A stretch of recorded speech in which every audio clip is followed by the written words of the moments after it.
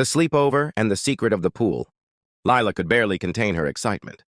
It was the first sleepover of the summer, and she and her best friends, Mia and Jake, were spending the night at her grandparents' house. The old house sat on a sprawling piece of land with a massive backyard pool that hadn't been used in years. The pool was surrounded by tall, swaying trees, their leaves shimmering under the golden sunset. Lila's grandparents had warned them not to swim in the pool. "It's too old," her grandpa had said.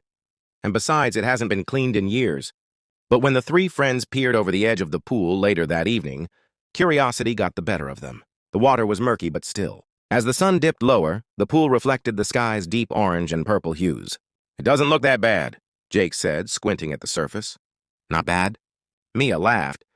"It looks like a swamp." Lila grinned. "Come on, where's your sense of adventure? We don't have to swim. Let's just check it out tomorrow during the day." That night, as they lay in sleeping bags on the floor of Lila's room, the pool seemed to call to them. Jake couldn't stop talking about it. "What if there's something cool down there? Like treasure? Or frogs?" Mia joked. Lila, staring up at the ceiling, felt her heart quicken.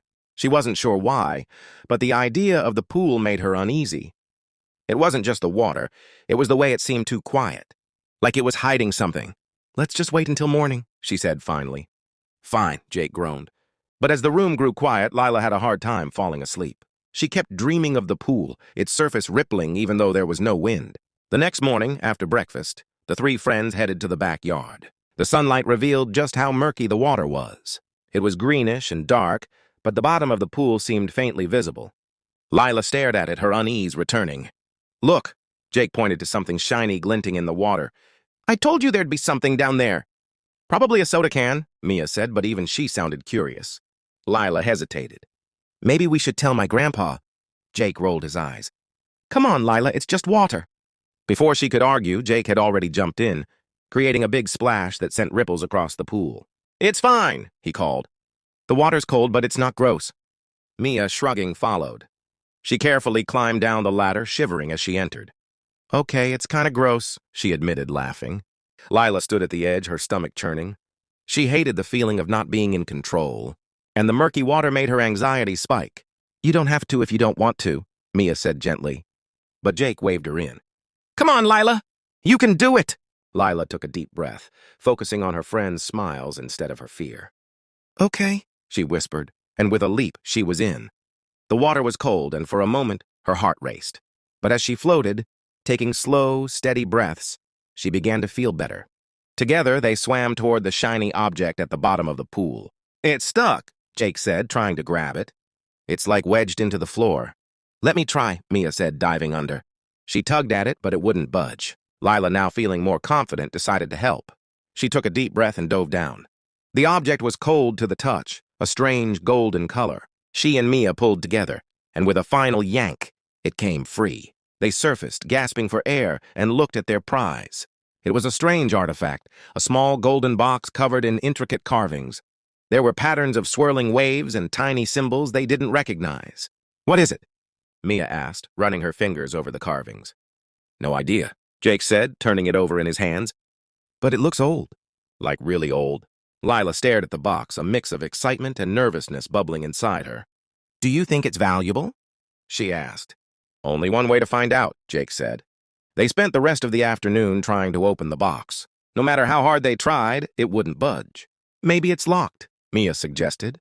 "What if it's cursed?" Jake said dramatically, making Lila roll her eyes. "It's not cursed," Lila said. "But maybe we shouldn't mess with it too much. What if it belongs to someone?" That evening, after her grandparents had gone to bed, the three friends sat in the living room, the box resting on the coffee table. The pool's eerie stillness outside seemed to echo in the quiet room. Jake leaned forward, tapping the box.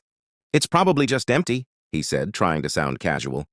But Lila could tell he was just as curious and nervous as she was. "Or it's full of gold," Mia said with a grin.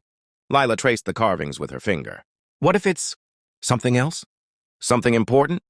Before they could decide what to do, a soft click echoed through the room. The box had opened. Inside was a single smooth stone, glowing faintly in the dim light.